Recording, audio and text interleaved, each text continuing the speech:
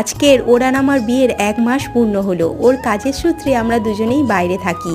আমার শ্বশুরবাড়ি গঙ্গাসাগর, তাই সকাল সকাল দুজনে বেরিয়ে পড়লাম বাড়ির উদ্দেশ্যে। বাড়িতে গিয়েই জানতে পারলাম সব কিছু, কারণ বর আমাকে কিছুই জানায়নি।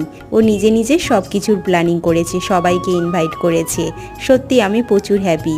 ও আর আমি দুজনেই সবার সাথে আনন্দ ভাগ করে নিতে ভালোবাসি। আর ওই দিন না সব রান্না আমিই করেছিলাম, শাশুড়ি আর সবাই মিলে সব কিছু রেডি করে দিয়েছিল, আমি জাস্ট রান্না করেছি। তারা মাঝে পড়ে আমার বাড়ি, সেখানে গাছগুলোতে জল দিলাম, কারণ বাবা মা ঘুরতে গেছে। তো সেখান থেকে আমার শ্বশুরবাড়ি এসে প্রথমে নদীর পাড়ে ঘুরতে গেছিলাম। এই পুরো দিনের ব্লগ কিন্তু আমি শেয়ার করেছি, অবশ্যই দেখো কিন্তু।